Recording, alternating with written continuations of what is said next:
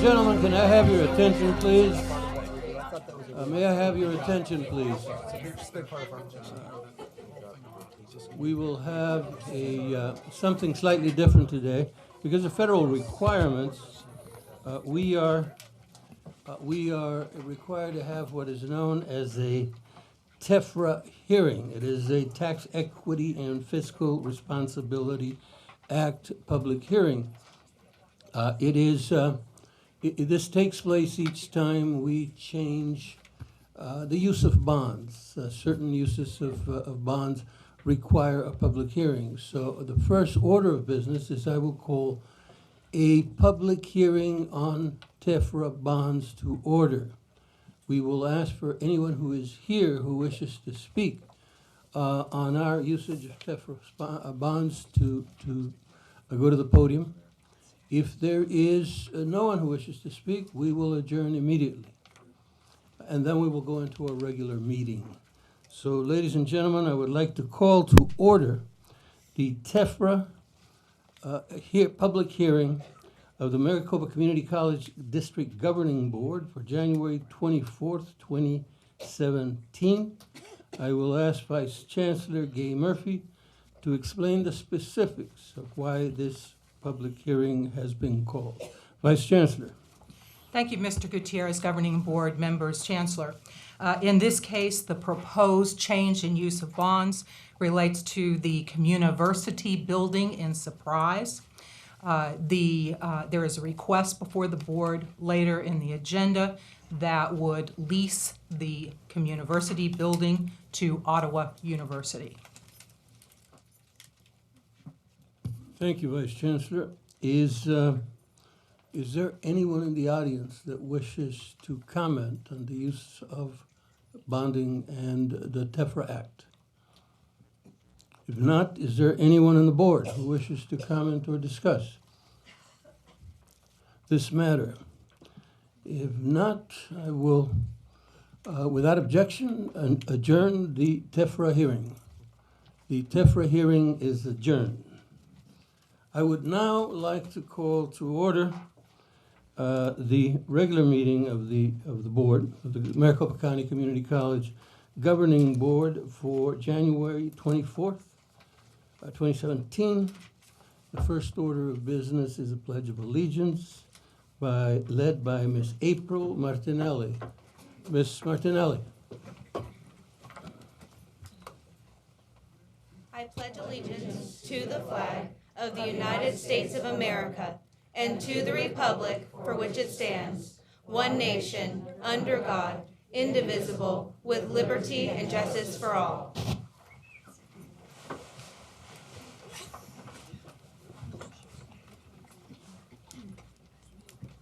Thank you, Ms. Martinelli. You're a student at Chandler Gilbert?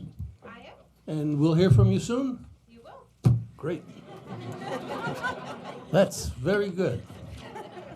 Let's see, I'm supposed to announce substitutes, but I don't have my substitution list. Here we are. Here we are.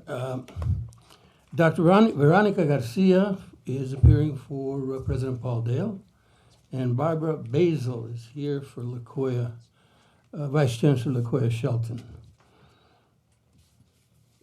Student life reports. Chandler Gilbert Community College. Ms. Martinelli. Good evening, President Gutierrez, members of the board, Dr. Harper Marinick, members of the CEC, and guests. My name is April Martinell, and I am a student at Chandler Gilbert Community College, and I am their student government president. My major is accounting, and I will be graduating in May 2017. This year, our main focus was student engagement, because we know that an engaged student is more likely to stay the course and graduate. I'm so sorry. The PowerPoint would be nice. Hold on just a second.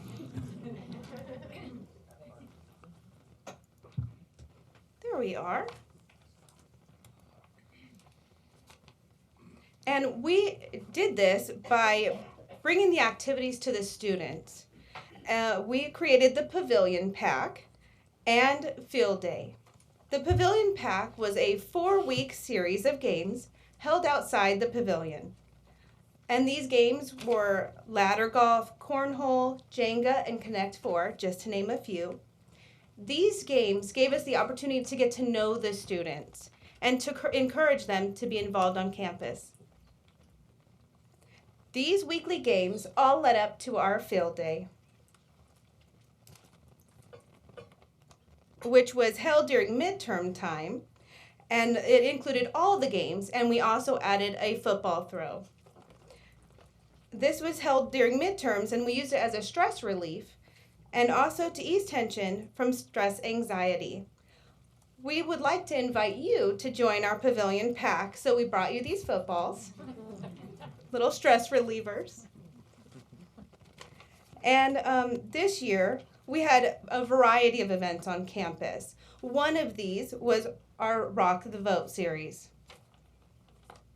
Current Vinson, a CGC student, created the Project 3D, which is a series of forums that gave us the opportunity to discuss and understand key political issues, such as immigration, gun control, and social justice, with the 3Ds representing diligent, dynamic, and determination. I found this very fun and informative. Now, it is my pleasure to introduce to you Brandon Vodka, Student Government Vice President. He'll be speaking to you about our clubs. Hello, everyone. I'm Brandon Vodka. I'm currently studying psychology. I'll be graduating this May, and I will be continuing my education at ASU.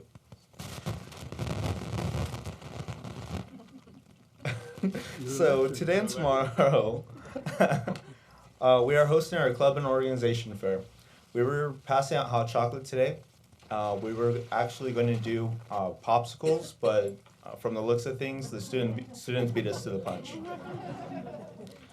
Currently, we have 18 clubs and organization on campus. This year, we put more focus on club collaboration to host events and/or projects. I'm going to talk to you about the past 2 and future projects. Month of September is Suicide Awareness Month.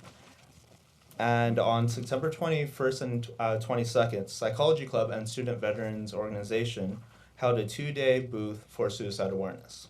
Psychology Club had a photo booth where you could take a social media picture, add a message, and hashtag. SVO had the 22 for 22, which is a push-up challenge, bringing awareness that on average 22 veterans do commit suicide a day. This number has brought down due to social media, down to 20, and both clubs did love working together.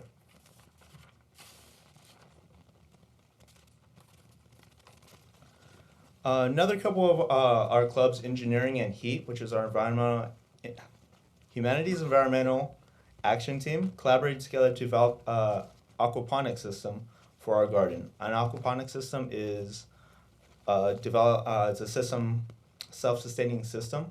They could grow plants, I guess, within the pond. With a few finishing touches, the aquaponics system should be completed this semester. This year, February, our LGBTQA plus club, One Voice, and our APEC, our Asian Pacific Islanders Club, will be creating and passing out origami hearts and roses for Valentine's Day. Towards the end of the year, we will always look forward to our annual Coyote Games, which is hosted by PTK, Phi Theta Kappa Honor Society. This is a team building and a wellness event held in April, and it's open to the campus. We look forward to all the events that will be happening. It's never a dull moment at student life. Thank you for your time and consideration.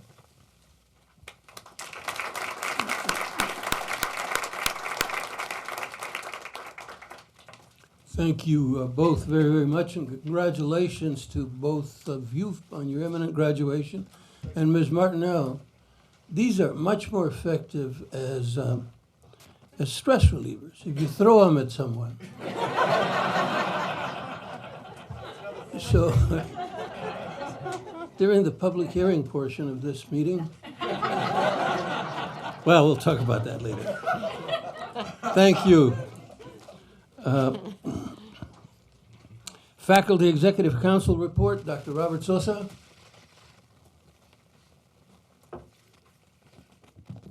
President Gutierrez, members of the board, Chancellor Harper Marinick, members of CEC, and esteemed guests, I will be ceding our time to Chris Bliss, the president of the Classified Staff Council, for a joint statement. Ms. Bliss. Good evening, President Gutierrez, members of the governing board, Chancellor Harper Marinick, members of CEC, and guests. Robert Sosa and I are here on behalf of both the faculty and classified staff of Maricopa. First of all, we would like to welcome Dr. Linda Thor and Mr. Lauren Hendricks to the governing board. We are excited to be able to get to know you both and work together to help our Maricopa students succeed. Welcome back, Dr. Thor, and welcome, Mr. Hendricks. We also want to congratulate President Gutierrez and Mr. Sarr on your re-election. We look forward to continuing our strong working relationship with you both. Secondly, we wanted to thank you all for the inclusion of language in the board resolution on the proposed district reorganization that outlines a commitment to collaboration and shared governance. Both the Faculty Association and the classified staff are looking forward to working together in partnership to move Maricopa forward and to help Maricopa become more innovative and efficient. Thank you. Thank you both very, very much.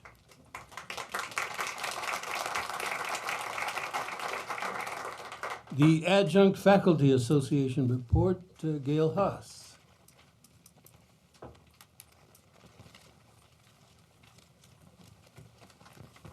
Good evening. President Gutierrez, members of the board, Dr. Harper Marinick, members of the CEC, and guests. I am Patricia Gail Haas of the Adjunct Faculty Association. Now you see why I love to teach, because April's one of my students. She just left. Oh, okay, I'll see her tomorrow. Tonight I want to tell you about some of the continued developments and results of the efforts of the AFA and of school leadership on the behalf of adjuncts.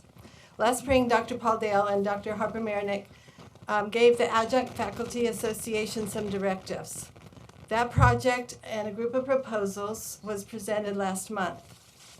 Among the ideas that I think is most exciting is an Adjunct Leadership Institute, which will train and prepare motivated adjuncts on the functions of the bigger picture of Maricopa County community colleges, and working with the eligible instructors who are interested in long-range careers. Institute training will benefit the school community because these would-be candidates will understand more about the systems, climate, strategic planning, mentoring others, accreditation processes, etc. While we have always tried to help adjuncts with programs like Solve the Mystery, we now have a vision of training adjuncts how to be a strong asset if and when they become residential. This institute is projected for a pilot program next year and will use existing budgeted funds in the first year if approved. Along these lines, the AFA was also directed to come up with some better ways to utilize adjunct faculty professional growth funds, and several ideas besides that one are included in the proposal. On my notes, I forgot to mention that the proposal nominations for Outstanding Adjunct came out today. And to give you an idea of the cooperation we're receiving in the district, I've already had an agreement and a text proposed to put the announcement in the Maricopan and the individual schools, because some adjunct emailed me and said, well, if students can nominate adjuncts, how are they going to find out? And so very quickly, the team got together and helped me solve that problem. So I'm very pleased with that kind of cooperation and support. The AFA, along with Maricopa Center for Teaching and Learning, is hosting the LED, which is the Learning and Engagement Adjunct Development Conference. on February 25th at South Mountain. It will focus on diversity and developmental education and on course planning. We will be also collecting data on the needs and observations of professional development among adjuncts. We want to, this is a promotional drive by the faculty development teams who are taking an interest in this, and leadership at Paradise Valley and Mesa are spearheading this project with the strong hope of reaching more adjuncts with professional development, which will help us all be the best we can be. Here's a sampling of what's been happening to celebrate adjuncts. Scottsdale's hosting an adjunct faculty night on the 6th of February.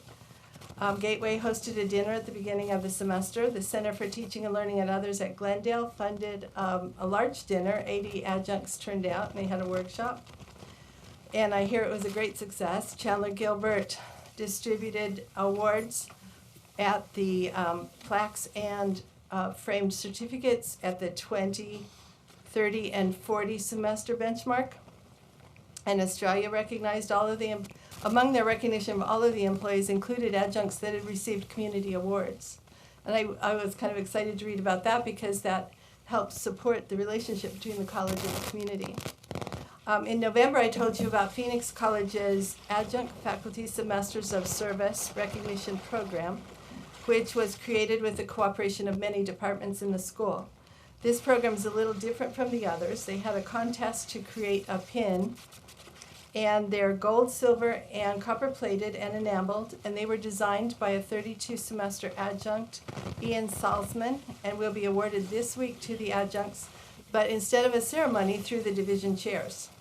So I think this is going to be very meaningful. If you remember, I told you that there's an adjunct that last fall had taught 98 semesters, so now he's up to 99. When he's 100, I'll bring him in.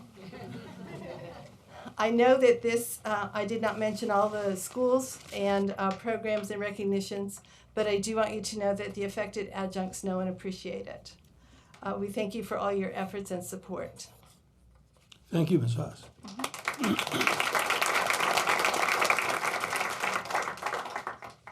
Emeritus Awards.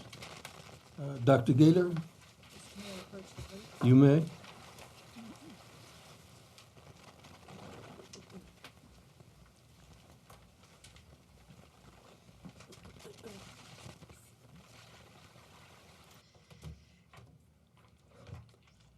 Thank you. President Gutierrez, members of the board, Chancellor Harper-Marinick, CEC colleagues, and guests here.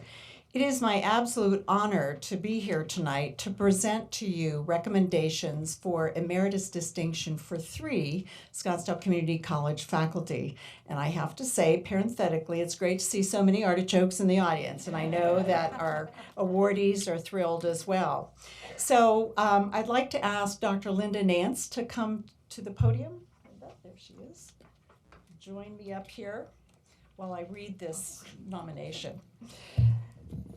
Dr. Linda Nance started the evening nursing program at SCC in January 1993. She was the initial lead faculty member in this new and innovative program. As evening faculty, along with fellow nursing faculty member Jennifer Quinn, who is also here tonight to be recognized, they developed and initiated the very first preceptor program as a clinical format for instruction. This became important to SCC, to Maricopa Nursing, and eventually throughout the state. This innovative format for teaching provided hospitals with needed staff, and it provided nursing programs that made it possible for them to be able to graduate increasing numbers of students. Linda graduated from Maricopa's Talent Management Leadership Program. She served on SCC's Inclusiveness Council from its inception, and she served as co-chair of the college leadership team. She also was part of the team that developed the Noel Levitz survey in conjunction with SCC's 2020 strategic plan. She served on the college's Inclusiveness Council and the Sustainability Council also since its inception, from its inception. As co-chair of the Employee Engagement Council, she was leader in the implementation of the second Noel Levitz survey, and she was instrumental in the launch of Artie's Best Awards, and helped make a great deal of improvements, many improvements in the end of the year employee celebration, which has gone from a very mild celebration to something really dramatic, really important to all of the employees. She has also served both inside and outside of the college in terms of leadership positions with the Women's Leadership Group and presentations and involvement with the PSA group. In 2013 and 14, a wonderful year for Dr. Nance. She received the SEC Faculty of the Year Award and was likewise recognized by the Charros, which is a nonprofit organization, a large organization in Scottsdale that honors educators, K-12 and at the collegiate level. So Dr. Nance, I call her Linda, has made a wonderful difference to our students in the nursing program, but as well across the college. She also, what isn't written here, she stepped in when another faculty member retired that coordinated curriculum and jumped right in, both feet, and of course is the quality control point for all the curriculum activities, and certainly also in her own way made our faculty feel much more comfortable as they started down the journey to improve or create new curriculum. So she has served in that capacity for a number of years.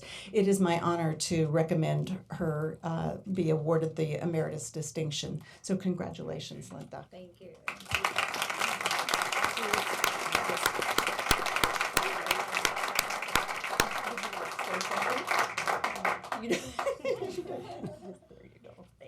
Congratulations, Dr. Nance. A woman of few words.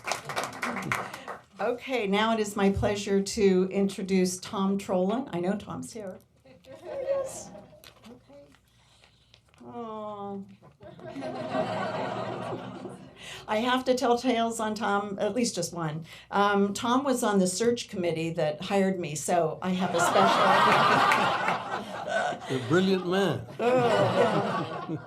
So let me be official and say, in over 30 years of service to Scottsdale Community College, Tom has earned the utmost respect from his fellow faculty members, administrators, and most importantly, the students that he has mentored and nurtured long over their pathways to success. Evidence of that respect is seen throughout the many roles that Tom has served through the years. The faculty have elected him or had elected him as division chair 3 times, faculty senate president twice. The administration has tapped him to chair many important committees, such as the Presidential Search Committee, Strategic Planning Task Force, and as one of the founding members of the Planning and Budgeting Advisory Council. He was there from the very beginning. Many of his faculty colleagues would tell you that they have personally observed the commitment that he had to helping students who came to him for advice and tutoring. He had an unwavering commitment to helping students achieve their goals.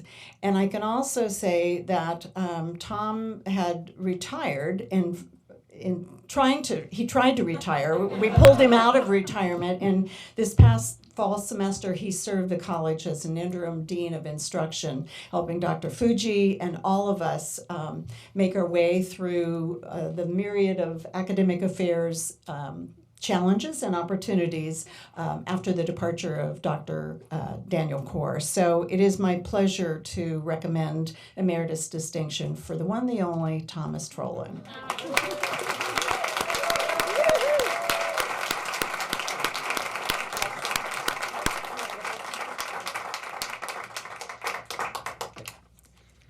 President Gutierrez, members of the board, Dr. Harper Marinick, members of the CEC, and guests. My name, as Jan said, is Tom Trollen, and it's an honor to be nominated for Emeritus Distinction this evening. Maricopa has been a great place to work, and as we all know, our colleges are vital to the region's economy, and they provide our students opportunities to dramatically improve their lives. I feel very fortunate to have spent my career at SEC.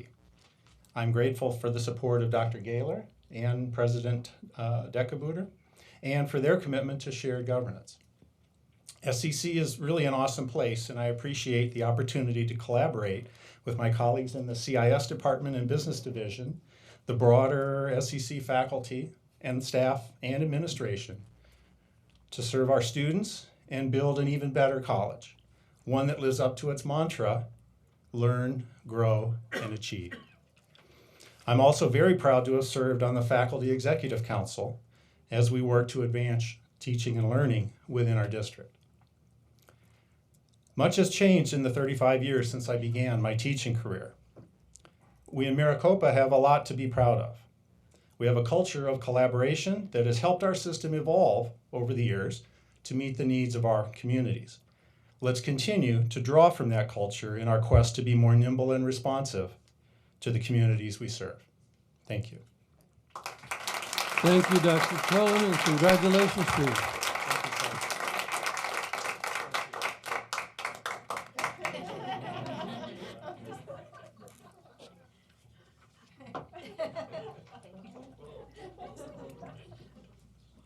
Thank you very much.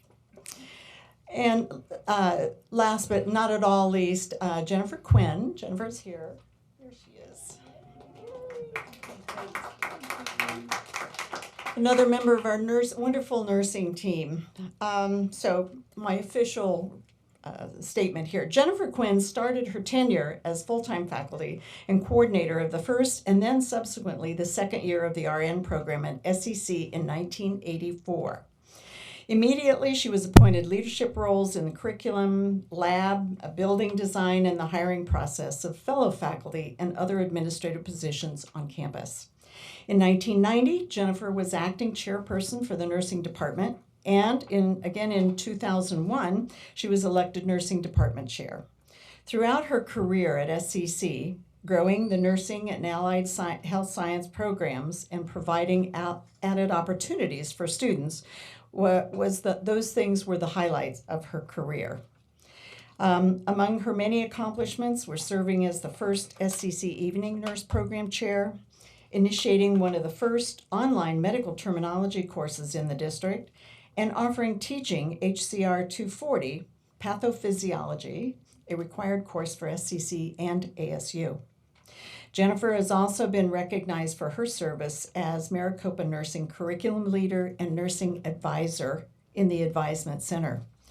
She's actively participated on several campus-wide committees, including Faculty Senate, the Staffing Committee, the Safety Committee, and others. She has also served as a mentor for numerous new nursing faculty in the department. And her service to education has not stopped. I'm telling tales on you. She's also an active member of AAUW, the American Association of University Women, the Scottsdale branch, which is a very active branch and creates scholarship money for our students. So it is with a great deal of pleasure and honor I recommend emeritus distinction for Jennifer Quinn.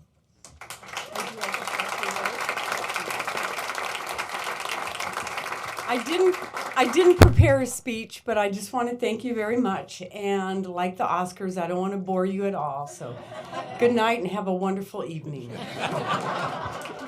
Congratulations, Dr. Quinn, and thank you very, very much.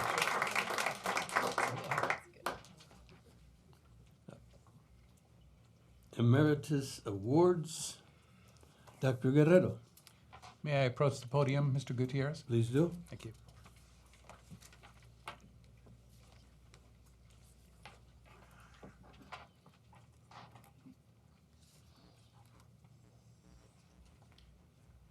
Mr. Gutierrez, members of the board, Chancellor Harper Marinick, members of CEC. I'm sure many of you have heard it said that many people in this world have a number one fear, and it is public speaking. I'm here to introduce someone this evening that has helped thousands of students at Chandler Gilbert overcome that fear. This is Diane Travers.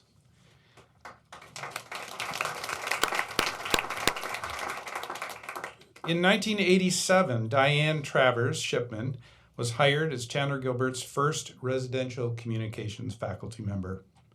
The following year, she became the inaugural chair of the Communication and Fine Arts Division, serving for 3 terms. Diane returned for an additional 2 terms as division chair near the end of her career. She was the founding advisor for one of Chandler Gilbert's community service organizations known as the HELP Club, that stands for Hands Enriching Lives Projects. The Help Club enthusiastically serves local agencies such as Habitat for Humanity, the Chandler Gilbert ARC, Arizona PBS Channel 8 pledge drives, the Chandler Christian Community Center, Paz de Cristo, and improving Chandler area neighborhoods. In addition to these endeavors, Diane was faculty liaison to the service learning and honors programs at Chandler Gilbert and served on a multitude of college committees. During her tenure, Diane completed a certificate in women's studies and postgraduate work in higher education. Her first Maricopa Community College connection was as a Mesa Community College student from 1979 to 1981.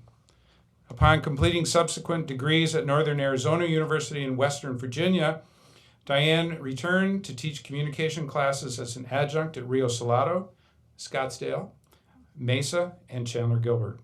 She also worked at the district office in 1985 as a professional staff member in employee development and human resources. She knows you all. Over 31 years that Diane dedicated to Maricopa Community Colleges, she received many awards and recognitions, including the National Institute for Staff and Organizational Development Excellence Award and the Maricopa Diversity Award. And she also has been given the Chandler Gilbert Community College Service Learning Award. Diane was an active participant in CGCC celebrations and events, and for many years dominated the blue ribbon category for her homemade salsa. And let me just add on a personal note that among the various committees that Diane served on, many have left an indelible mark on our college when you consider she's been there since the very beginning. I want to note in particular the role that she served on graduation committee for many years. Our commencement exercises were due in large part to her organization, and also the time that she spent working on the design and the feel of our campus on the aesthetics committee. So I'd like to congratulate Diane on this award tonight and invite her to say a few words. There you are.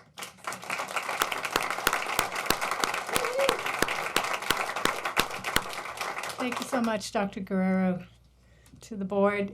It has been a privilege to have been given this opportunity to do so many things for such a great organization, to have an impact on so many students, and to work with such great people while I was doing so.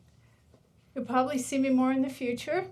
I'll continue my endeavors in education, as well as leadership with Toastmasters International, community service. I don't know how to live without doing it. I thank you for the opportunity and for the recognition this evening. Thank you all. Congratulations, Dr. Shipman, and thank you.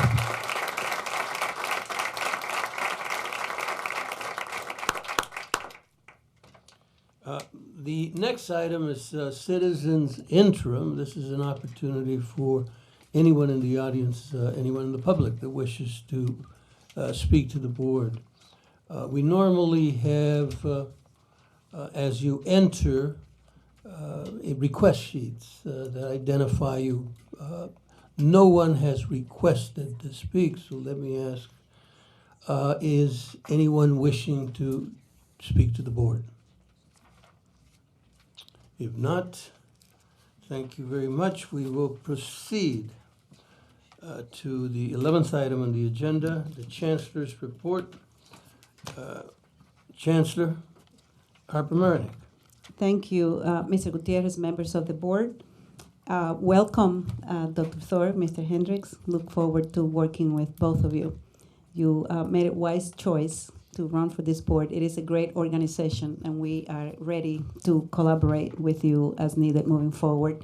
And welcome back to everyone, faculty and staff, to a new semester and renewed commitment to serve our students. As we know, is over 100,000 people that are attending our colleges. I have a couple of reports tonight, board members, and I will begin by asking Ms. Brooke White, who is our Government Relations Director, to provide a legislative update. Brooke, if you can approach the podium, please.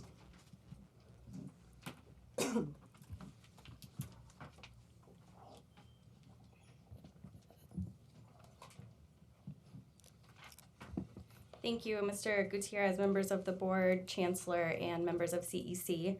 I'm just going to provide you a brief legislative update, and if you have questions, please feel free to ask, and I'll try to get you some answers.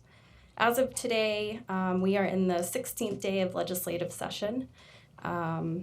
648 bills have been introduced collectively between the House and Senate, and of those, we are tracking about 60 bills that could have a direct or indirect impact on the community colleges. And I will update you on a few of those and the outcome that we already know for a couple of them. First, House Bill 2120 was the bill that I'm pretty sure everyone was aware of. Representative Thorpe was proposing an expansion on the K-12 ethnic studies ban and proposing to expand that to us as community colleges and also universities, and included a prohibition on courses that promote social justice. I'm happy to report that after coordinating with the K-12 community and universities, and we also spoke with the Education Committee Chairman, Representative Boyer, Mr. Boyer announced that he would not be giving the bill a hearing, so that's essentially dead for this session. We've also been watching House Bill 2019, which requires community colleges to seek voter approval for revenue bonds. And current statute allows you as the governing board to issue those.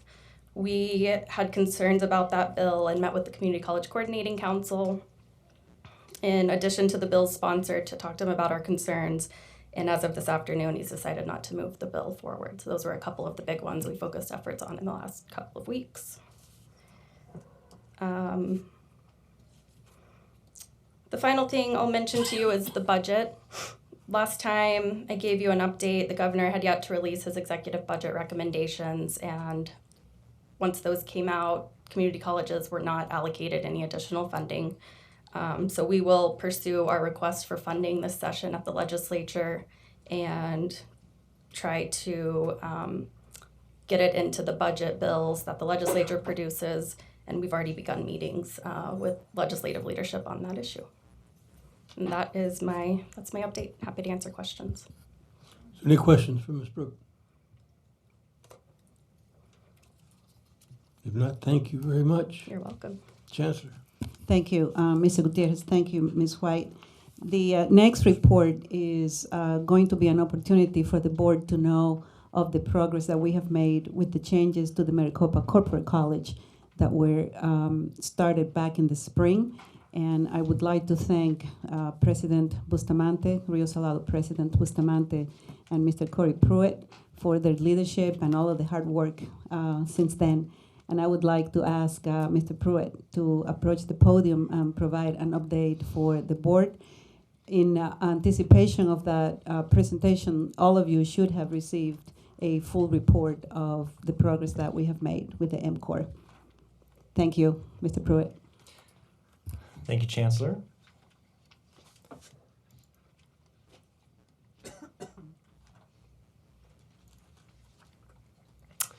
All right. Well, good evening, President of the Board, board members, Chancellor, CEC, and guests. I'm excited to share an update about the Maricopa Corporate College and some of the changes that have occurred since the end of August to date. As Rio Salado took over the operations of the Maricopa Corporate College, there were some charges that came with that. And the charges you can see on the screen were to become the Maricopa Corporate College, to become self-sufficient or self-sustaining, to become profitable, to increase efficiencies in serving the business community, develop a business plan, and to clarify the focus of what really does the Maricopa Corporate College do. So our response is, as you can see on the board, we reduced the expenses and reduced staffing. In an effort to become both sustainable and profitable, we reduced the current fiscal year budget expenses by approximately $2 million. That's both Fund 1 and Fund 2 since the end of August to date. When Rio took over the operations of Maricopa Corporate College, there were 32 staffing lines. That's a combination of both Fund 1 and Fund 2 staffing lines. And by not filling some vacancies, by reorganizing or restructuring some of those staffing, we've reduced the number of full-time staff positions to 14, which is an attempt or an effort to also reduce the expense associated with the Maricopa Corporate College.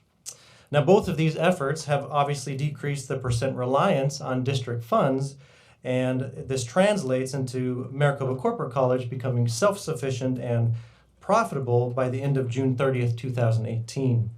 And there's additional detail on this on page 40 in the business plan that was provided. Additionally, Rio Salado and the district office have initiated plans to start renovation for the 6th floor of the tower and to move MCOR over to the tower by the end of late spring.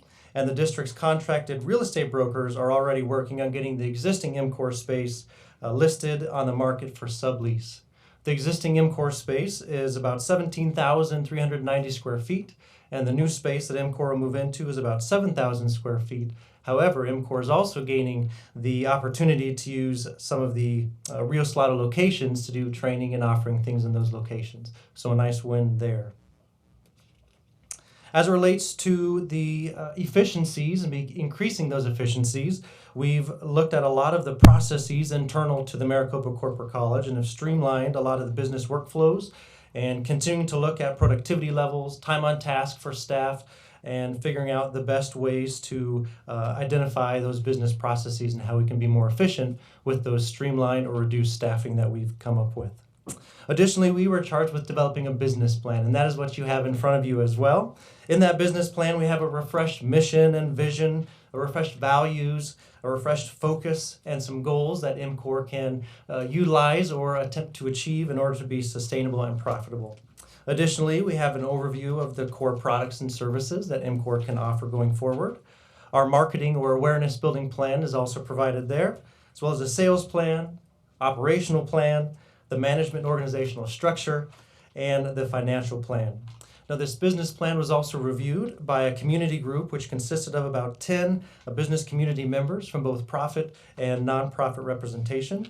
Some of the folks that were on this advisory council that reviewed this plan and gave feedback, representation from the Arizona Chamber of Commerce, the Greater Phoenix Chamber, the Greater Phoenix Economic Council, Maricopa County, Boy Scouts Organization, Arizona Commerce Authority, a former executive from APS, a former executive from American Airlines, and a current HR executive from Marriott, all provided feedback on this business plan. Their feedback then influenced our revenue projections and our growth projections. Their feedback also influenced our product line that you see there, and their feedback also influenced the focus that Maricopa Corporate College has going forward.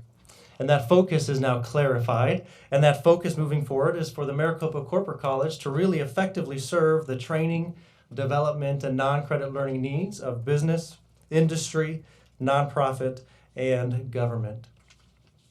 So this strategic focus nicely complements what the district already does in serving the learning needs of the community and really positions the Maricopa County Community College District to serve the community, the business community, in another capacity. So you might be asking yourself, well, what is in the training and development industry, and is there really sustainability or profitability there? And as we were developing the business plan, that's one of the things we certainly looked at is the viability of getting into this mature market space. I provided some statistics of this mature market space already here on the board for you, and it's interesting to note that last year the corporate training industry was a $70 billion industry, and this industry is also projected to grow year over year about 4.5% until 2020. So that's the larger landscape of the training industry, but I also wanted to look at are companies and organizations still putting money into corporate training, and are they still allotting time for their employees to take corporate training? And the research is suggesting that both of those are in fact the case, that the average training expenditure per year per employee is $1,252. So there's definitely space to play for Maricopa Corporate College there. And they are allotting time, learning hours for their employees at a tune of 33.5 learning hours per employee per year. Additionally, the Maricopa Corporate College, since our focus is going to be in that space of training and development and non-credit learning, I wanted to also look to see how much money is allotted from corporate spend on those training dollars. And the research is showing that large companies are open to spending 60% of their training budget on external providers, which is what MCOR would be. But the average external provider expenditure is about 28%. So there's still space for us in that mature market. So I provide this information to you as a landscape of the industry or the sector that the Maricopa Corporate College will be providing in that need in the community that is certainly there. So how will we get there? We've got 5 goals that are certainly driving us for this fiscal year, moving into the next fiscal year. And these are further elaborated on page 8 and 9 of the business plan that you have. For this forum, I'll do a high-level, drone-level view of these 5 goals for you. Each of these goals has objectives, and each of these goals also has measurements associated to those objectives. But for this, I'll just stay at the high level of the goal and just briefly talk about them. The first is to boost the brand awareness. As we're shifting from really a business-to-business marketing strategy, we need to revise the Maricopa Corporate College website to meet the communication strategy of business-to-business. We also are revising our point-of-sale marketing materials to also connect with the business-to-business related to our training and development services we provide. And we're also defining the content strategy. As you know, business-to-business in this field is all about content marketing. So really devising that strategy as a part of this big plan. Goal number 2 is to advance the sales pipeline. This is really increasing those warm leads, moving away from the cold leads that were utilized in the past and going more towards warm leads. And we have some strategies identified in those objectives in the business plan of how to do that. As well, with this advancing the sales pipeline, we're wanting to increase the speed of sales through the pipeline. Typically, the contract training pipeline is a very slow pipeline as you're customizing training from the sale to the implementation, and the payment process is typically slow. So we needed to come up with some other product lines that we could move through that pipeline quicker, and I'll talk about those in a few moments. Goal number 3 is to cultivate internal relationships, and this is a hugely important goal. We all know that the success of MCOR is going to be predicated on the relationships that we have internally. So since August, the Maricopa Corporate College has really been focused on increasing the communication and the collaboration with Workforce Development, Occupational Deans Council, CEC, and the sister colleges, and we want to continue that effort because that's very, very important to us.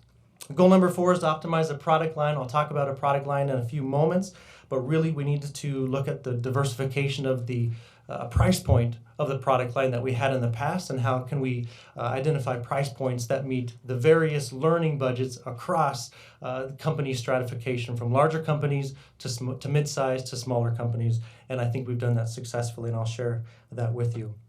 And then the last goal is reduce our fixed costs. And we kind of talked about that at the beginning, but essentially that was identifying the optimum staffing level to continually improve our internal efficiencies, and of course to utilize the shared resources of Rio now that we're under the operations of Rio Salado College.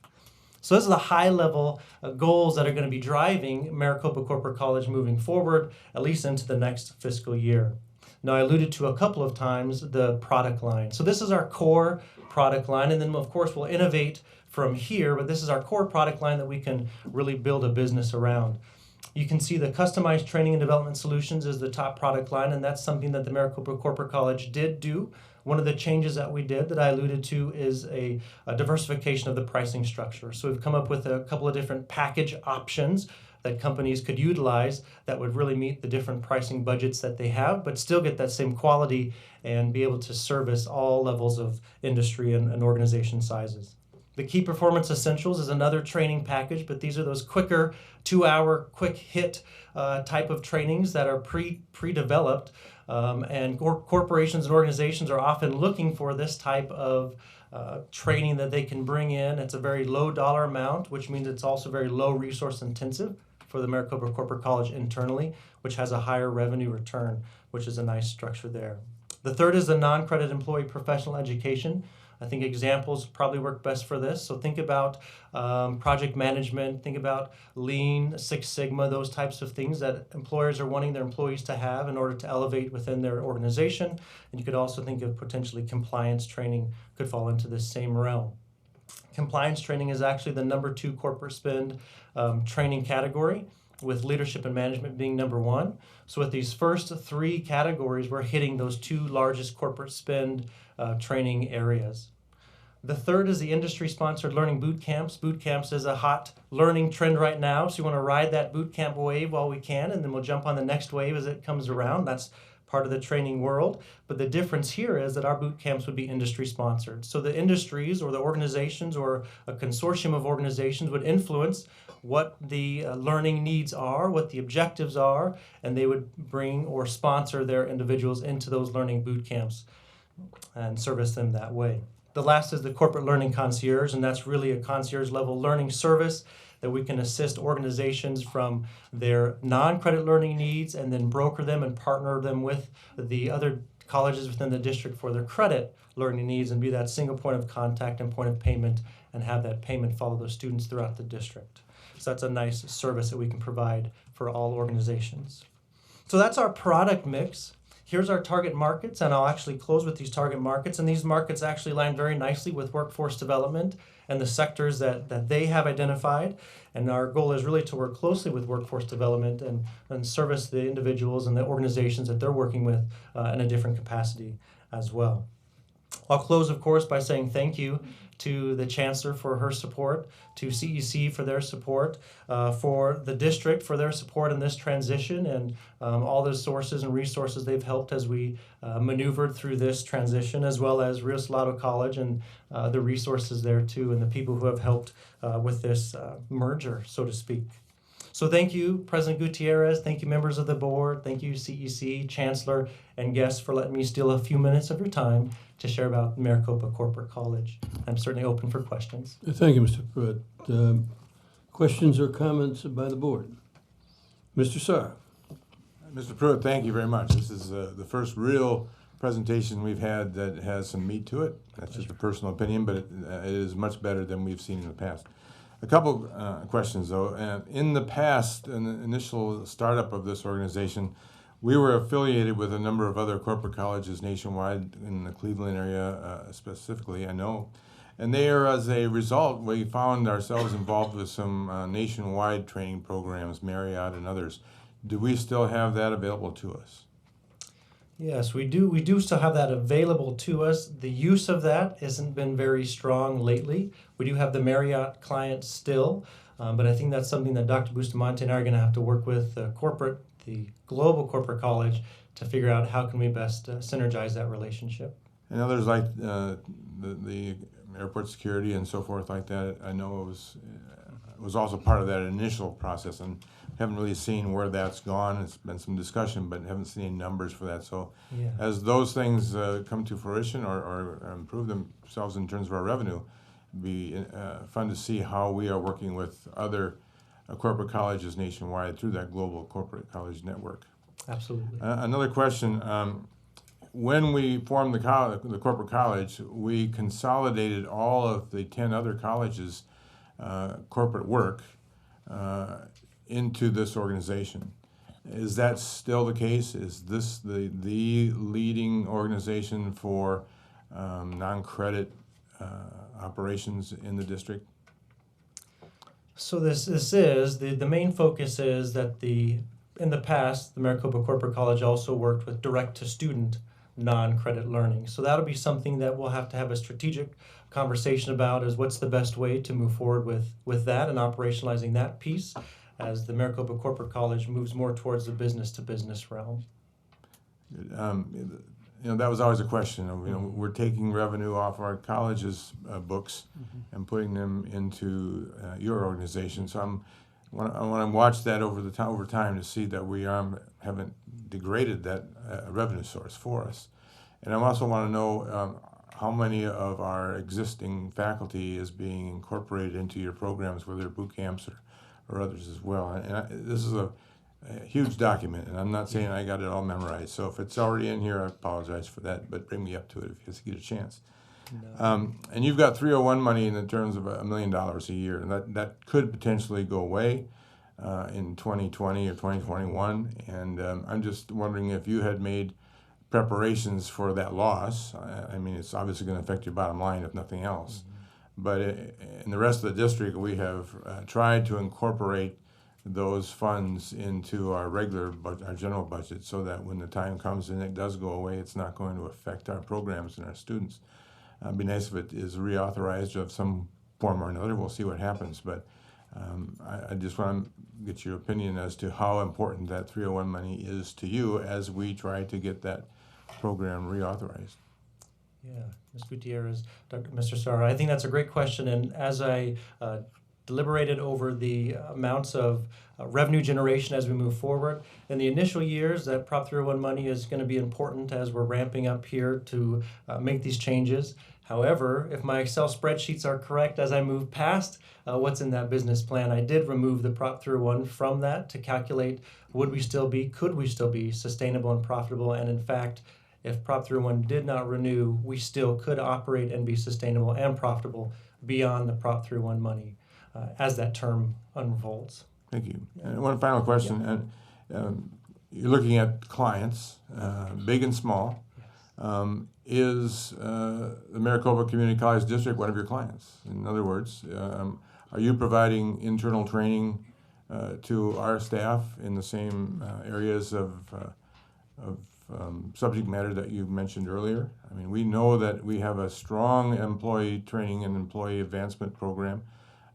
Are you involved in that, and is that something that the district is looking at utilizing once you get your feet on the ground and start providing the best training that there is? Excellent. I think there's opportunities to partner there and synergize in that space also. We haven't had those conversations yet, but it certainly makes sense to do so.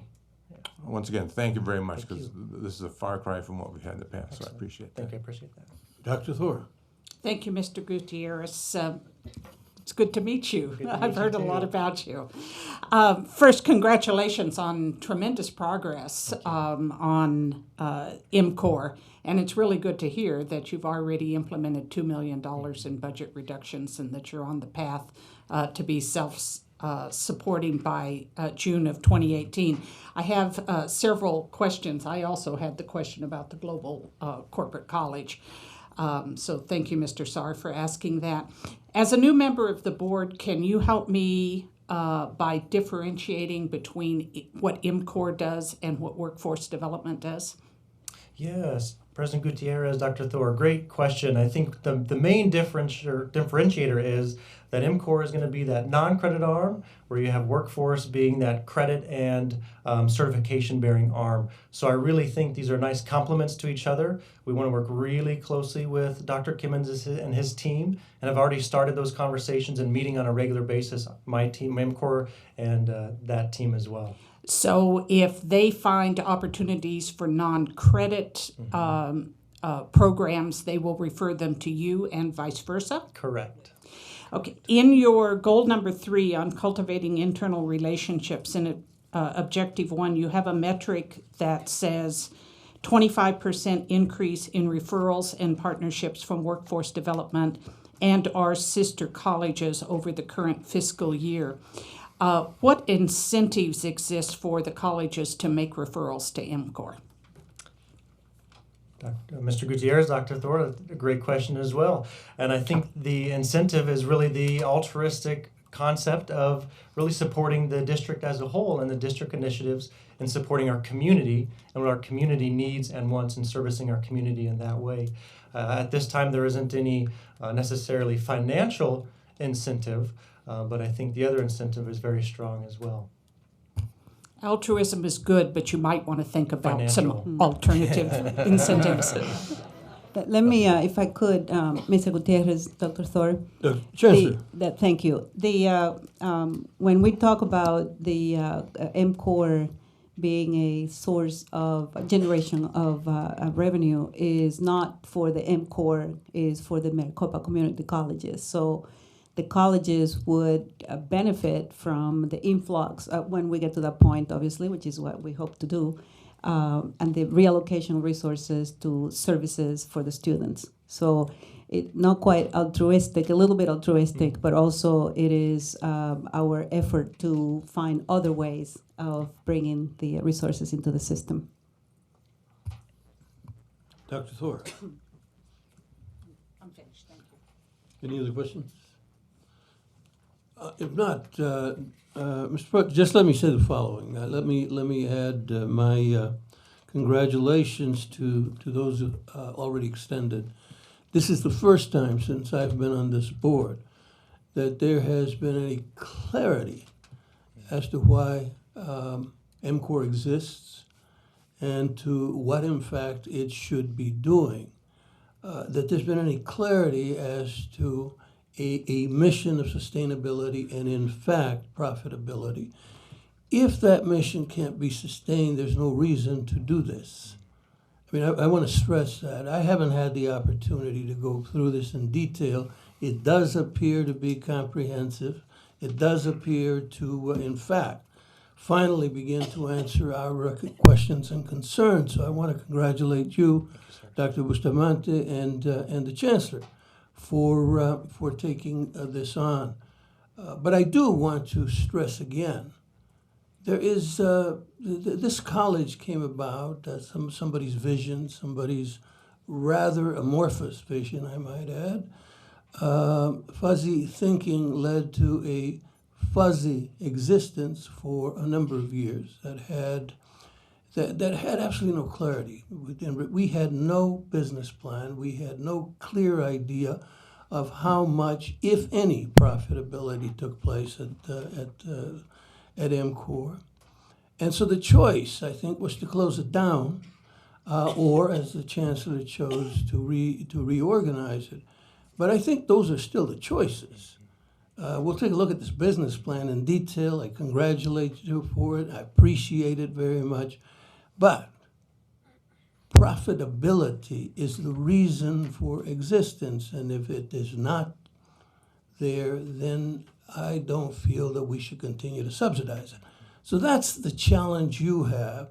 And the challenge I have is to read this and see if, in fact, it's reasonable to believe, based upon your projections, that profitability is, in fact, in the horizon.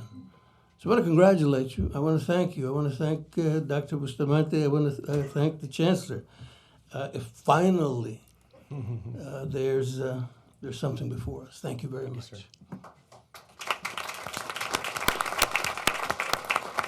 Chancellor, does that complete your report? Thank you, Mr. Gutierrez. Just 1 minute to congratulate Dr. Veronica Garcia, who is tonight here for Dr. Dale, who's right next to me, because she has been appointed after national search was conducted as the president of the Northeast Lakeview College in the Alamo District in Texas, in the San Antonio area. We know the chancellor, I know some of the college presidents and some of the board members, and it's a great system. So their gain, our loss, but I want to thank Veronica for her leadership at PVCC and the district and all the good work that you've done for our students. Congratulations, Dr. Garcia. Let me add that I have many, many nephews and nieces. It's amazing. I meet some of them for the first time. But I now realize that 2 of them will be your students. So treat them well. Mr. Chair, just let me Yes, add sir. to that as well. I will be with the Alamo Board in 2 weeks, and it will cost them dearly. Congratulations. I would like to congratulate Dr. Garcia. It's been a great pleasure getting to know you. You have been a wonderful vice president and a good friend to me. Thank you. That completes my reports, Mr. Gutierrez. Thank you. Thank you, Chancellor. The next item is a president's report. I will make my comments when we get to the resolution that will be before us. Approval of the order of the agenda. Is there a motion to approve the order of the agenda? So moved. Is there a second? Second. All those in favor signify by saying aye. Aye. Opposed? A consideration of the consent agenda.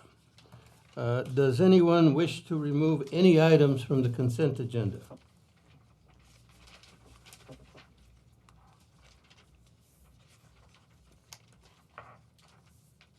Chair. Mr. Sarr. In the board book, it lists number 16 under, and 16.1, it doesn't have the asterisk, so I'm assuming that it needs to have that asterisk, so that is included in this consent. If that is the case, then I move that we approve the consent agenda as presented. That is accurate. Is there you've moved it, is there a second? I second it. Moved and seconded. All those in favor signify by saying aye. Aye. Opposed? Motion passes. The non-consent agenda, beginning with item number 17, approving the resolution of the governing board. This is the substitute resolution of the governing board of the Maricopa County Community College District regarding the transformation in the Maricopa County system. Before we move into discussion and comments, is there a motion? I move. Is there a second? Second. It's been moved and seconded. Discussion is now open. Is there any discussion? Sure. Mr. Saar? Well, we've come a long way on this document from its initial verbiage, and it's improved as we've gone along. It's not as in depth as it was maybe in the beginning. I think the result is a direction that the board is agreeing to, that the chancellor has provided information on her future, and I think it's inherent on the board to support these changes as are needed to make this district work well in the 21st century and the world that we live in today, and especially what we're going to do here 30, 40 years from now, because those are the years that are going to be affected by the things that we do today. So it's a challenge, but I think with this resolution, we have, as a board, bought into the need to make these changes. Ms. McGrath? Thank you, President Gutierrez. From what I can gather in reading this, it's not very different than what the chancellor is already empowered to do. And the only thing that looks to me like it might be a different direction is number 5, where it says support a culture of transparency and collaboration based on engagement of stakeholder groups, including but not limited to the Faculty Executive Council and the Classified Staff Council. I read that to mean that what you call governance, and that the faculty and staff get a say-so in the running of the district. Is that correct, or am I mistaken in interpreting this? Well, that's, I don't know, get a say-so. I would describe it as to continue a tradition that's been in existence in this district, apparently for many, many years, but certainly during my tenure here, and that is that there is inclusion in terms of decision-making with faculty and staff, and in many instances with students. That autocratic, dictatorial management in an academic setting is not conducive to learning, not conducive to teaching. And so I read that to mean that we will continue in that tradition. That is my interpretation. Dr. Thor. Mr. Gutierrez, my read of number 5 is that it's about collaboration and engagement. It is not about final decision-making. Final decision-making rests with the chancellor and with the governing board. It's been my experience that when you want employees to be involved in innovation and entrepreneurial activities, that it's best to involve them from day one. So that because I believe that the people who do the job know best how to do the job.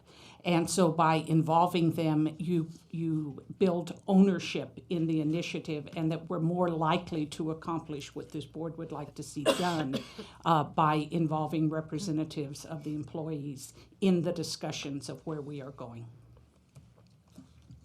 Ms. McGrath. Okay. Ms. Livingston. We obviously have to move forward to a new society and to some possible newer ideas. I worry about people. I worry about getting lost in our communities getting lost as we grow so big. So I do hope we have a larger say.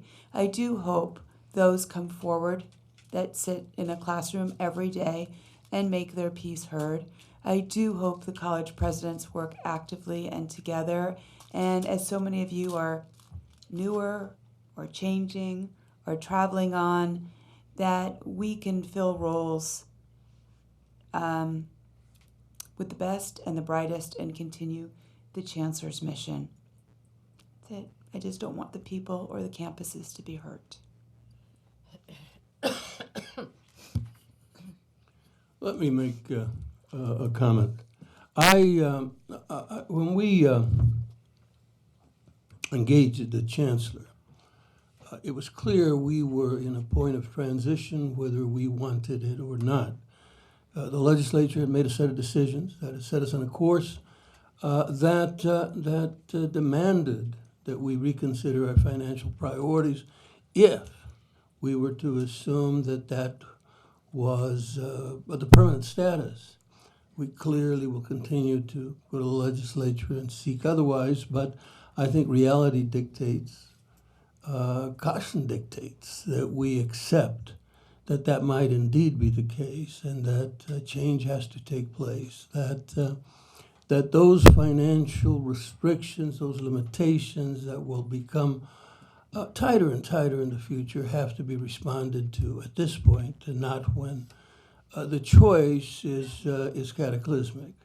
And so we accepted that, and the Chancellor, it was clear to her that that was part of this engagement. It was not business as usual. We were looking at many crises directly in the face. Declining enrollment.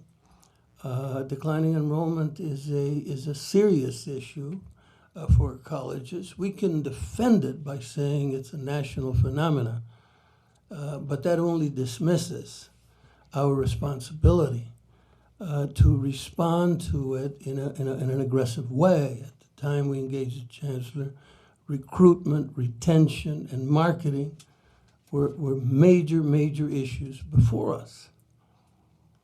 And so this resolution that's before us really, I hope, sets a course of rethinking and involving. I know the Chancellor has put together a task force. I'm not sure who precisely is on it, but I hope it's fungible. People can come in and out. That every part of this district will be a part of it, and that every part of this district will be engaged in rethinking our future. Let me say the following. The magic in this district happens at the colleges. It doesn't happen at the district. The district is here solely to support the presidents, and the presidents are there solely to support the faculty so that students have extraordinary success. It is my observation in the years that I have been here that we have evolved away from that basic understanding, and that we begin to think that the magic somehow had moved here into this building. That isn't the case. This building has grown in part because of federal regulation that has forced this and that upon us, in part because of this board and demands of accountability. We understand that. But the clear mission here is to educate students. The clear mission here is to understand the magic is going on every day, everywhere in our 10 colleges. And so this resolution, I am hoping, leads us to redefine the mission so it is clear upon completion here that presidents will make decisions, that we will be returning authority to those who are closest to the students and not grabbing it away any further. That's my hope of what we're going to see in this 90-day plan from this task force. I hope all of you who are involved in that task force, and I hope all of you take part in this, realize once again why we're here. And keep that in mind. I keep saying that phrase that the magic happens in the colleges, and some of you are tired of hearing it. But you're going to keep hearing it. You're going to keep hearing it because, to me, it's secular scripture. That's why we're here. It's secular scripture. The magic happens in the colleges. I would like Ms. Smith for a roll call vote.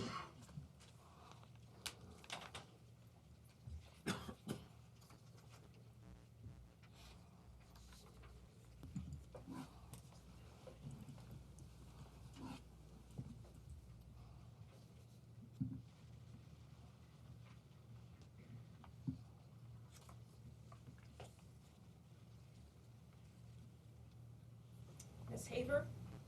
Aye. Dr. Thor? Aye. Mrs. Livingston? Aye. Mrs. McGrath? I'd like to explain my vote. Proceed. I learned a long time ago, when something new is proposed, to ask, what problem does this solve? And I can't find anything in here that solves any problem that we have. I think our chancellor has been doing an excellent job. I think all of these things that are listed here, she has identified already and is working towards these goals. So for me, this does not solve any problems at all. In fact, it might create more because it's rather vague and nebulous. And that's another consideration. I learned a long time ago to read the legislation very carefully and ask, can I understand it? Is it clear?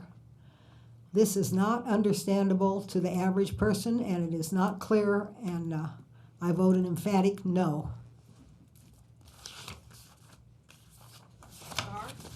Aye. Mr. Hendricks? I vote nay.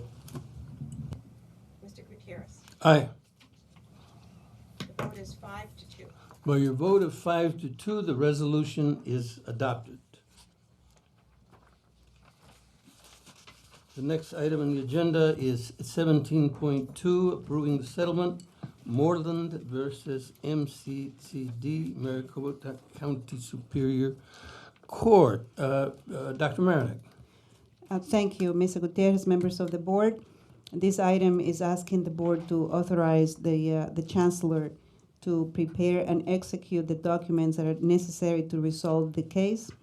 The board has been apprised of the details of the case and the reasons for the settlement by our general counsel. Thank you, Chancellor. This item has been discussed in executive session, and documentation has been provided to each of the members. The settlement will not be discussed in public until it is finally adopted, and then it becomes a public document. Is there a motion? So. Is there a second? I second. It's been moved and seconded for the adoption of 17.2. All those in favor signify by saying aye. Aye. All those opposed? The motion passes.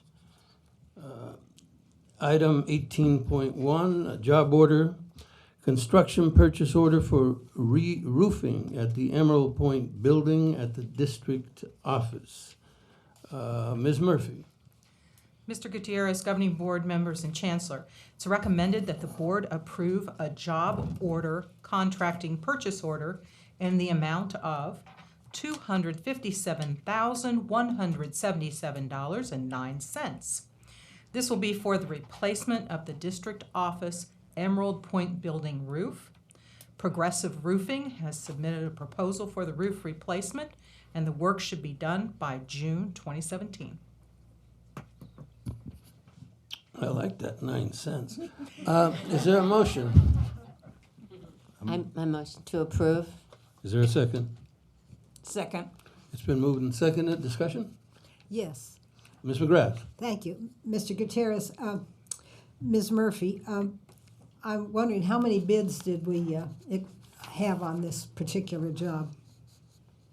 Vice Chancellor. Mrs. McGrath, I'd have to ask. I do know that this did go through the Capital Development Advisory Group, that we did have a job order contract, so I would have to get back to you with that. Ms. McGrath? I just wish that we could be prepared to answer questions about the job when it comes up in discussion. Thank you. Mr. Sara? You know, this is original roof on this building, so it's roughly 30 years old. That's time. Mm-hmm.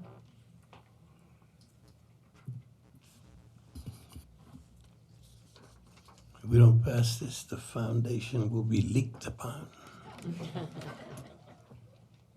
If there's no further discussion, all those in favor signify by saying aye. Aye. Opposed? Motion carries. Information items, first and second readings. The proposed fee changes. Vice Chancellor, item number 19. Mr. Gutierrez, board members, and Chancellor, the course fee changes are provided as an information item. The Chancellor has asked for input from faculty and academic affairs vice presidents before the board takes action on course fees for next month. And this discussion covers 19.1 and 19.2 as well? Mr. Gutierrez, I can speak separately on the proposal for 19.2. If you would. Okay. Mr. Gutierrez, board members, the Chancellor has submitted for your information a proposal for no increase to the resident tuition rate for next year. Tuition would remain at $86 per credit hour. And we'll submit that for board action next month. And thank you, Chancellor. Mr. Chair. Mr. Sara. You specifically said in-state tuition. Are we changing non-in-state tuition numbers? Mr. Gutierrez, Mr. Sar, we are not. Okay. Further discussion? If not, let us. Yes, I'd like. Yeah, Ms. McGrath. Thank you. President Gutierrez, Ms. Murphy, from what I can gather, the students are now paying $86 a semester hour, and our out-of-district charge is $327 per semester hour. So the taxpayers, for every semester hour that every student takes, are paying $243. Is that correct? Mr. Gutierrez, Mrs. McGrath, for the out-of-state, we calculate that surcharge so that those students would pay the equivalent of what taxpayers pay for resident students. So we calculate the estimated cost of instruction, and we pass that on directly to out-of-state students. And that amount would be an additional $327. Thank you. Further discussion? If not, Human Resources, Vice Chancellor Shelton is not with us. Barbara Basil for Vice Chancellor Shelton. Good evening, President Gutierrez, board members, and chancellors. It's Barbara Basil, Associate Vice Chancellor for Human Resources. I'm presenting tonight information on the separations and hires for the 2-month period of November and December 2016.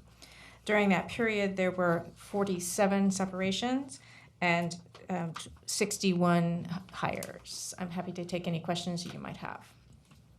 Is there any questions? Ms. McGrath. Thank you. Mr. President, is it Basil or Basil? Basil. Basil. Would you spell that for me, please? B as in boy, A, S as in Sam, E as in Edward, L as in Larry. You've done that for me before, and I That's okay. apologize for not recalling it. But Not a I don't problem. like to get people's names wrong. We have about 20 more new hires than we have loss of employees. Is that correct? Is that what you just said? That is correct. We've lost a great many students. As I understand it, we're down about 25% in our student count. Why are we increasing our employee count? President Gutierrez, Mrs. McGrath, this is the time for the new hires. Well, actually, it wasn't new hires. I will have to get back with you on that specific question. That's not my normal area of expertise and as a substitute. I'm sorry, I do not have the answer. Mr. President, Mr. Ms. President. Bella, could we have that at our next meeting so that Yes, ma'am. it can go in the record? Thank you. Further discussion?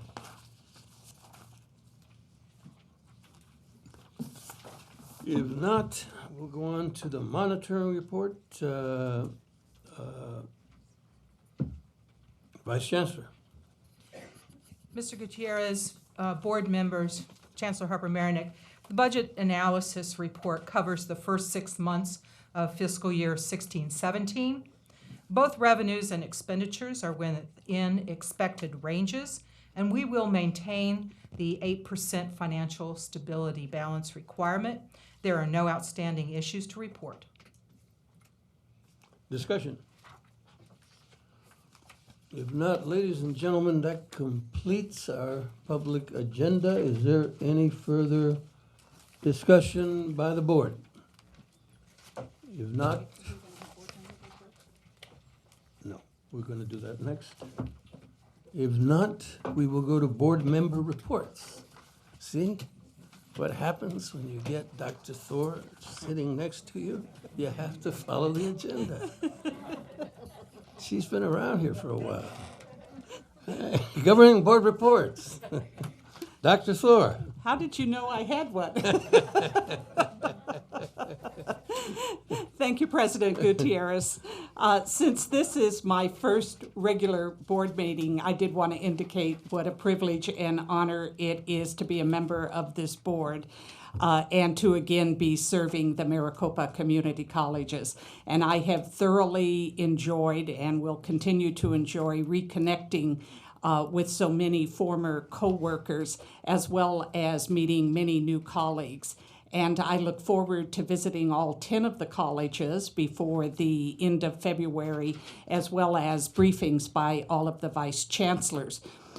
This evening, I did have one brief report, and that is I want to congratulate Rio Salado and KJAZ on the opening of the East Valley Center of Spot 127, the youth media program that serves low-income and at-risk high school students. Mr. Gutierrez and I thoroughly enjoyed the grand opening celebration on January 18th.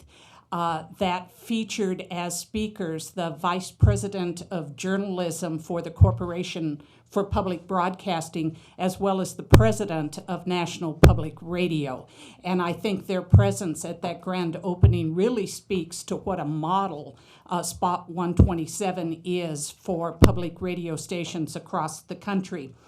I must admit, however, that the highlight of the afternoon was touring Soundbite, which is a very large vehicle that does double duty as a mobile broadcasting studio and food truck.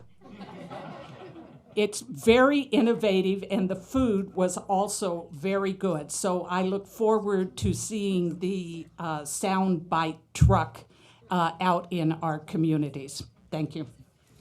Thank you, Dr. Thor. Mr. Saar. I also attended that event. You guys bailed out early. The real activities took place after you left.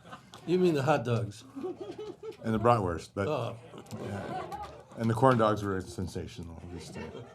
But it is an outstanding program, and we've doubled it now with our East Valley. We had one in the West Valley, and has been very successful, accommodating 400 students in their after-school programs, and we see the potential for doing that now in the East Valley as well. And again, these are after-school programs for students to get engaged in the communication world. And I commend Jim for being the innovation not only behind Spot 197, but also the food cart. which is totally unique. And the people from Washington were very appreciative of the fact that we're thinking outside the box, not only in that regard, but things like our Mexico City activities as well. So congratulations to you. I did also attend another ribbon cutting program out at Glendale. And Madam President, I don't remember what the name of that place was because it's this long. Can you help me with Exercise, Science, and Nutrition, and it is every bit of that. It made me nervous because I should be spending a lot of time in there. But it is an outstanding program. One of three in the state. ASU and UA have athletic programs that have similar facilities, but nothing like it in the community college world. So I thank you for that, and the taxpayers for bonding the program. So, as well as a lot of other activities that we end up spending time with as board members. It's always great to be out in the schools and meeting our students and faculty staff to really know what goes on and the great things that we do in Maricopa. Thank you, Mr. Simon. Zaver. I would like to mention how much I enjoyed the Paradise Valley Community College nurses pinning ceremony. It's very moving to meet these young people who are so dedicated to spending the rest of their lives taking care of all of us. And I'd like to mention I enjoyed the orientation for the new board members, and I welcome Mr. Hendricks and Dr. Thor. And for me, it really helps to always attend these meetings to learn some of the basics, such as the open meeting law, because it's easy to forget some of those aspects of our job that we must pay attention to. Mrs. Livingston. I stayed close to home, and I popped down to Estrella Mountain Community College, and again was welcomed by Dr. Ernie Laura, and I appreciate our conversation and had another great little visit there. Thanks. Mr. Hendricks. I'm good, thank you. Ms. McGrath. Thank you, President Gutierrez. I too attended the opening of the Health Science and Nutrition building out at Glendale Community College. I'd like to compliment Dr. Rees on her staff and faculty. They have done an excellent job there, outstanding. They had a machine that weighed us, and I got to find out how much body fat I have, and it was really exciting experience. Exciting. I'm glad I thank you, didn't Dr. attend. Rees. I have another thing I'd like to talk about. I'm in the nursery business, have been for quite a while, and I complained bitterly about some of the landscaping around this particular building. And Darren Strother got very busy and changed the landscaping. I think it looks wonderful, big improvement. But then when the plants were torn down that were right against our windows, just to the north of the front door, it was pointed out and complained that the watering system had been spraying water on our windows, and lots of minerals there. And I talked to Darren about it, and he said, well, the cleaners are using, so I said, you've got to hit it with acid. So anyway, he got after it, and it looks wonderful. He's cleaned all of that salt, mineral buildup off the front windows, and we look 100% better, and I'm very happy with the responsive staff we have around here. It was great. There's nothing like clean windows. I believe. It's true. Look, I was at Spot 127. I want to say something about that wagon because there's a context here. First of all, Spot 127. I sometimes I just get a little upset at our marketing department, or a lack of marketing department, or a vacuum where a marketing department should be. Because I think what we're doing at Spot 127 is amazing. It's amazing on the west side and now on the east side. I mean, it's just it's reaching out in a way that the very few entities, very few agencies do, and the quality of the product that young people are receiving there, the education, is amazing. So I was really happy to be there and happy to see that 127 has doubled in size, in fact. But I was also happy to see this, because it is an example of real creativity. I mean, a really genuine creativity. There's an overused, abused statement. You've heard it all of us have heard it, thinking outside the box. As soon as somebody says that, you know they can't. They can't, because they have to go to inside the box to describe it. They can't. But something happened over at Rio Salado. These people sat around, Jim and President Bustamante and Mark Moran, and I'm not sure who else. And they came, Jim Paluzzi, of course, and came up with something that is, I believe, is unique. I've never heard of anything like this. It is, look, it's a taco truck, okay? Except they expanded it inside and put a radio studio inside the truck. And this taco truck, they really didn't have tacos, but that's unfortunate. Because they got a great kitchen in there, I'm telling you. This taco truck can drive into anywhere and make a few bucks selling some pretty damn good tacos, I suspect. And at the same time interview some hungry people. Wherever they go, this is so different, it's going to attract an extraordinary crowd. You're going to be able to interview whomever is the decision maker, the news maker, immediately on the site. It has a stage connected to it. So you can even put some mariachis up there while you're selling your tacos. I'm telling you, nobody's thought of this anywhere in this country, perhaps in this world. If anybody has, it's in Mexico, where they love tacos and they love loud music. But nowhere in this country is this thing. But that act of creativity just said to me that this spark, and I keep saying that magic happens at the colleges, this spark is still there. It's alive. It's alive, and we've got to make sure that it grows. So thank you very much, President Bustamante, Mr. Paluzzi. Thank you very, very much. We have external reports, and that really is you these days, Mr. Saar. Have you appointed somebody to take Doyle's place for a...